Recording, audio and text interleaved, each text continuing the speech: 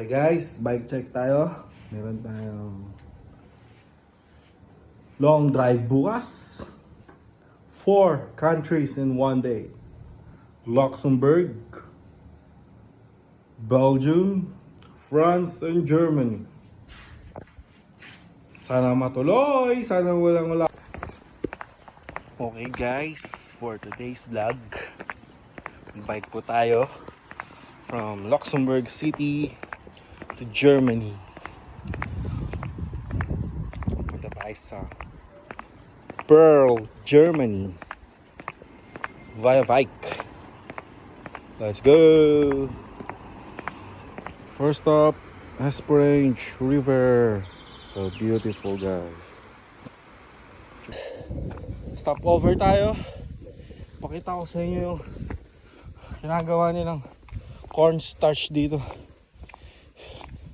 Yun, harvest time na guys. See that?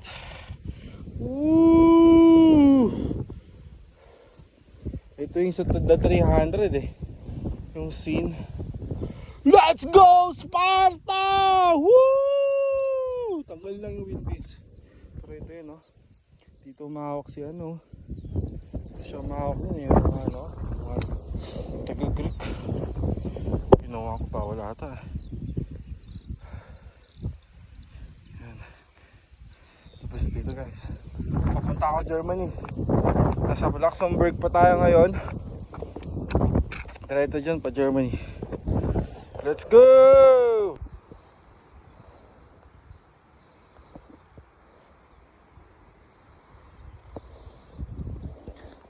So, dito pa tayo sa Luxembourg City. Luxembourg. And then we're going to Germany. City of Pearl, Germany.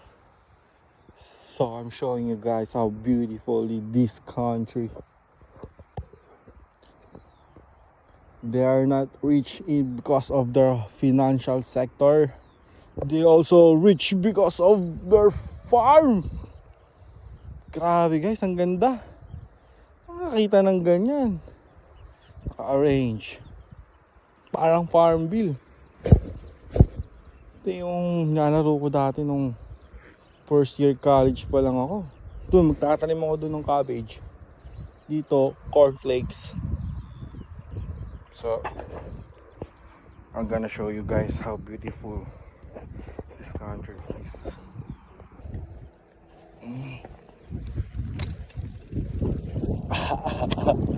Tingnan nyo naman. Hop. Tumahirap dito guys. Lalaki ng ibon. Bro. Ibon na ang Katsuki. Ooh, bikers. Wow. Last week nakita ko yung team Visma, Jumbo Visma guys. Habulin natin sila. Let's go! Bilis! Kaya! Yan na kayo! Video tayo Nalaglag yung camera natin.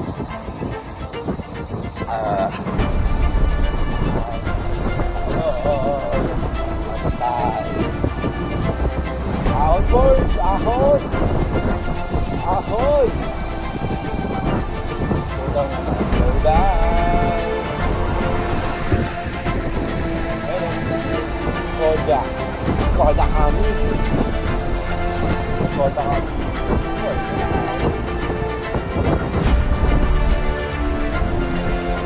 Ako pala sa dulo,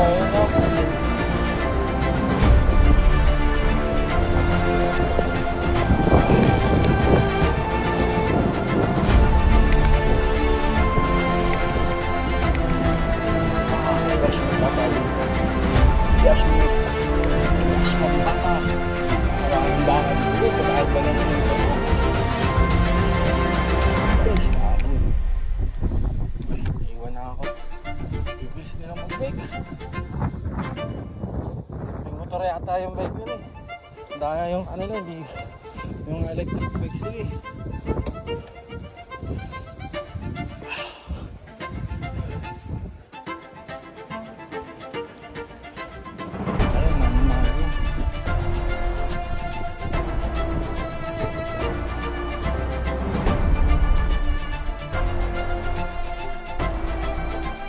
Ganda guys, oh. No need to go to Switzerland.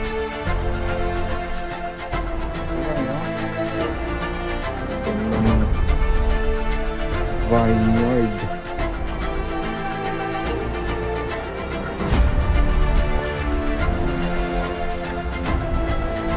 Okay guys, we're now here in the border of Luxembourg in Germany. On the other side, in front of me, the border of France. See the bridge? That's the bridge between Luxembourg and Germany. Ganito kaganda dito guys, oh. Ska, pag tumalong ka dyan sa ilog, goodbye Philippines! Kuwento ka na lang. Sabi yung ilog nila. Ilog Pasig. Guys, yun yung mga expressway nila sa Pasig. Sa baba, expressway ng Pasig. So amazing dito. Ano ba yan? Ilog?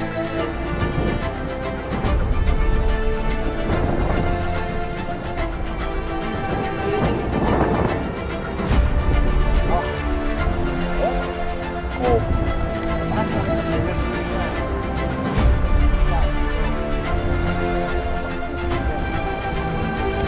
Tama ko.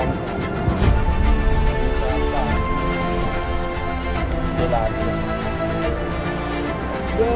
Punta natin yung isang side, which is France.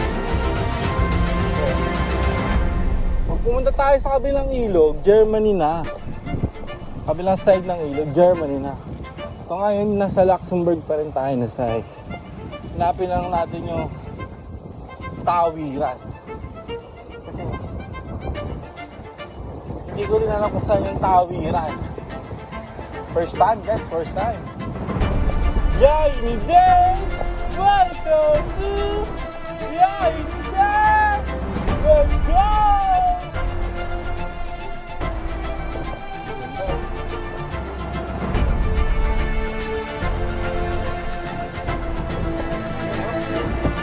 Mag-swimming ko.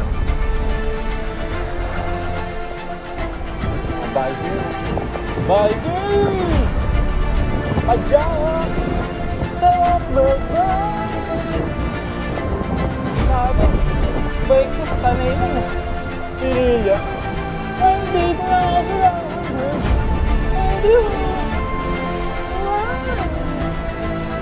Natin ba ang ilog? May ilog? Yung tulay! Tulay yung lagyan natin guys. Yung tulay! Tulay! Sino hindi mababali sa tulay?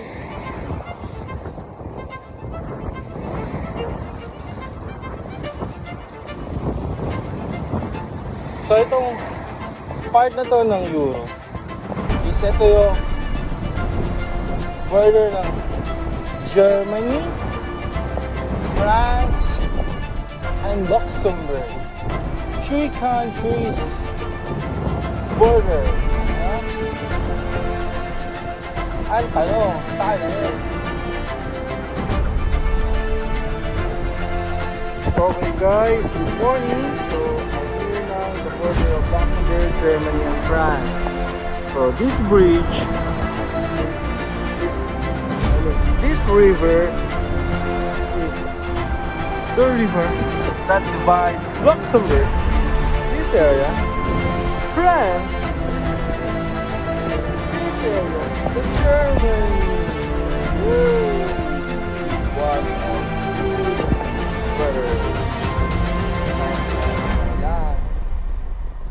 Lang. So, next. So guys, nandito tayo ngayon sa Schengen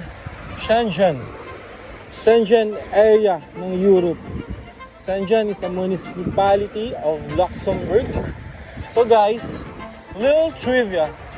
Did you know na dito sa lugar na to is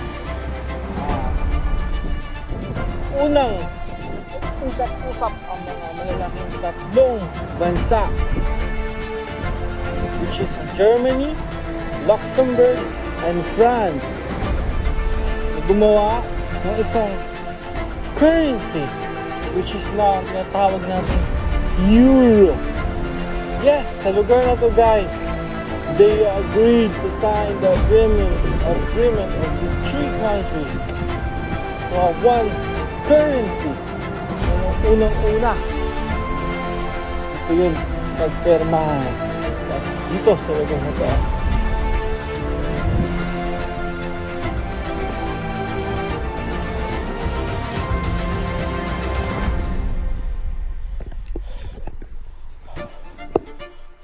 Schengen area. This is part of the Schengen.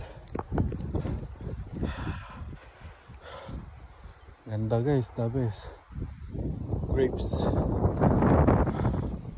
Let's go. Boom! Amazing guys, oh. Diba?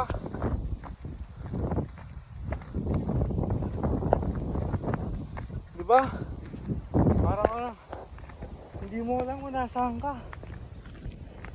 Ang ganda na eh. Problema lang, naka-road bike tayo. Tinaan tayo sa gravel.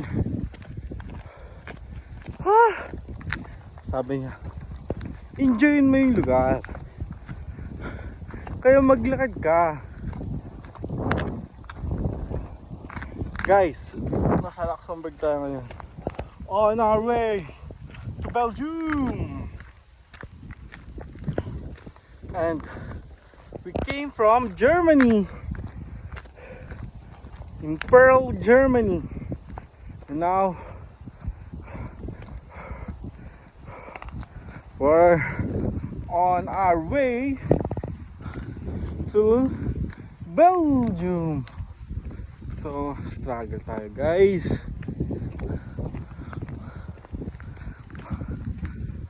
GG tayo. Theo, what is this? Tell me what is that, Theo? What is that? Yes, it's a sheep. Sheep or lamb, I don't know. At dito na magtatapos ang ating trip guys. Dito na tayo sa Athus, Belgium. Sa haba-haba ng binike, finally natapos din ang 4 countries in one day. So, ito yung Athus. Nasa train station na ako dumiretso guys. Kaapoy na. Hindi na kaya to. Abang-abang na ako dito sa next train. So, ayos! Enjoy ka sa video ko! Please like and share!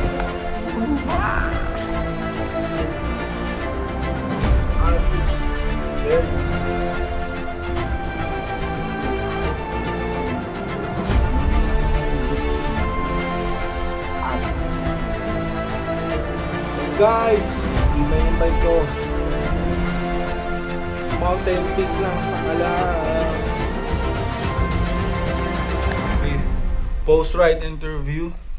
So solo lang tayo guys, nagawa naman natin siya. So nag-start tayo ng I think 8:30. Nakarating ako dito sa Athus, Belgium around 4 PM. Yung next train na masasakyan ko pupunta sa Luxembourg Gar is around 4:35. So, plan. Gamitin ang pinagbabawal na technique. Ito ko lang natin pinagbabawal na technique dito sa YouTube. Let's go! Go! Ang pinagbabawal na technique ng mga bikers. Tumakay sa train.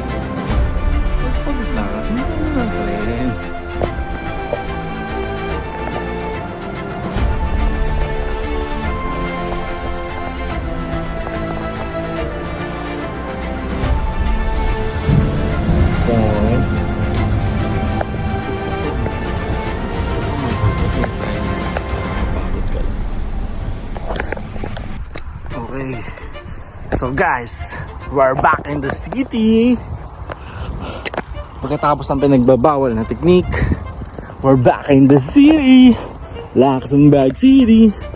So, yun na guys. Dito na natin tatapusin ang ating vlog. As in, dito na talaga. So, yun o. Ganda ng weather natin. Medyo ilo lang tayo. Konti. Pero, okay lang. Basa konti, no? Medyo madumi. Pero, pwede pa. Palag-palag pa. So, tapos natin yung ruta natin. From Luxembourg City to Germany, tapos France, and then last, Belgium. 4 countries in 1 day. Complete bucket list check. Abangan nyo ako sa next nating adventure. Ayos. Let's go.